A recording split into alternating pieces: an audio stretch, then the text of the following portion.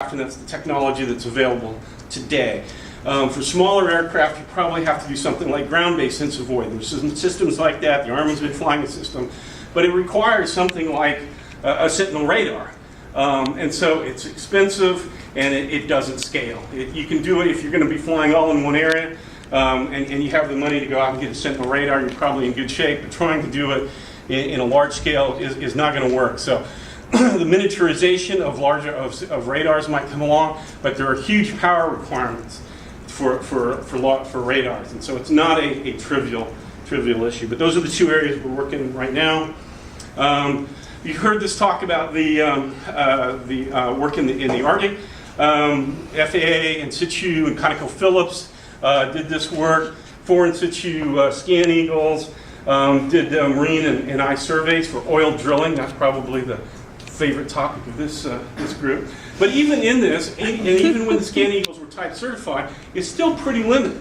It's still 3 blocks of airspace, below 2,000 feet, only over low density air, shipping people because they are up in the Arctic.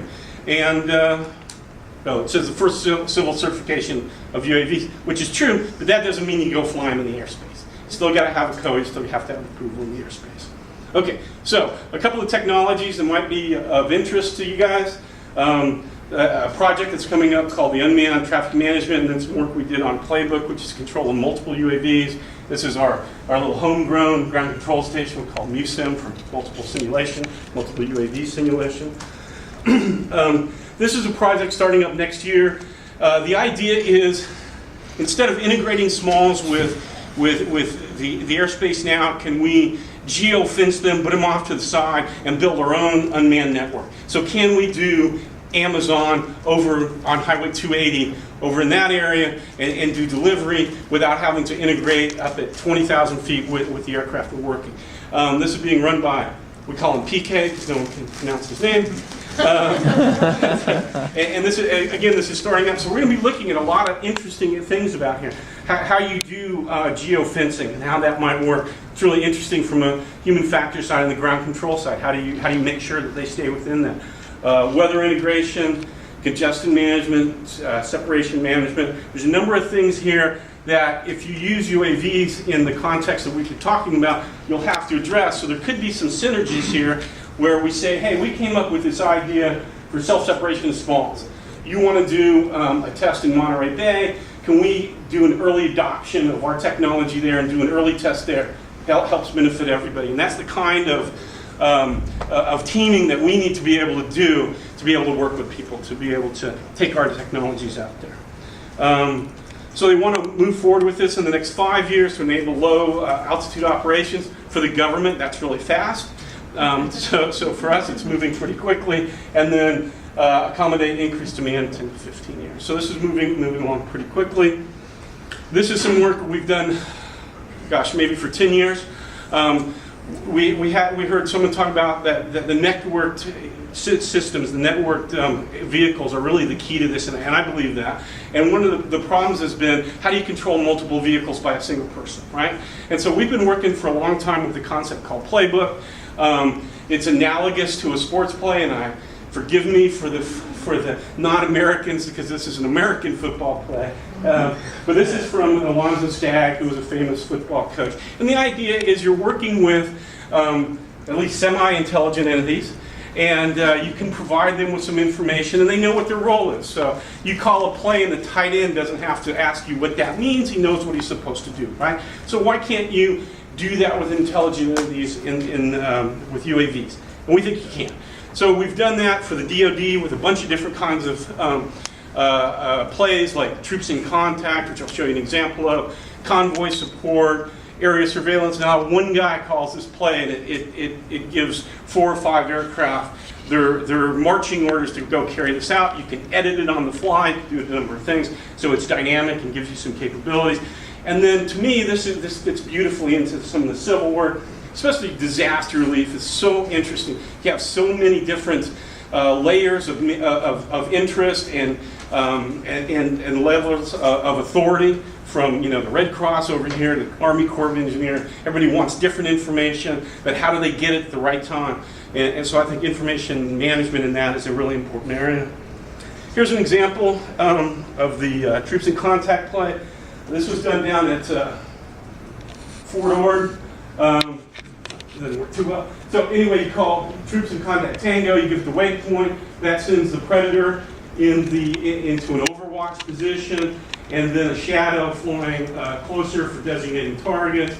And we used an RMAX to do a simulated med drop. One of the great things that we've been doing with UAVs in the military is what's called quick meds. So you've got troops in contact, they're hurt, they need medical supplies. You don't want to take a manned aircraft in there. You can fly a manned aircraft over there and drop that to them and try and get supplies to them. Beautifully translates to search and rescue and other kinds of activities. We've demonstrated this in flight using our RMAX helicopter, as well as a Carnegie Mellon University ground rover. So we can do ground robots as well as air robots, and you can do, we work some with the Navy to do unmanned ships. And so, you know, this scales to other unmanned entities. We did another one in 2011. You've seen this picture a bunch of times already. That's a Scan Eagle. And so we did a cooperative research and development agreement with In Situ, brought them down, flew that with our RMAX. So how do we do this for fishing? Well, here's the Monterey Bay, sort of a fish density map, which I care a lot about because I live in Santa Cruz, about right there. And so how do we translate some of this? Well, there's a few things you can do. You can do sort of a lawnmower play where you get multiples together and you sweep down and cover the coastline, right? Or you can do more intelligent ones that I know where the fishing, illegal fishing might occur, right? There's a place, I'm a recreational fisherman on the Monterey Bay, right? So I know that about here is the Soquel Hole where we fish for salmon. And so I would have an aircraft there. And then you might have other ones on the boundary, or maybe a larger one flying the boundary and have smaller ones available to be called in if it spots something. You can do kind of swarming technology if you need to. This is one possibility. I'm just throwing out a bunch of things. There's some pretty neat stuff that they do there with electronic pheromones where the aircraft initially repel each other to try and get as wide a search pattern as possible, but then when something detects one, when one detects something, then they start attracting to bring the others together to get a higher resolution of what's going on in that case. So you can use these a number of different ways.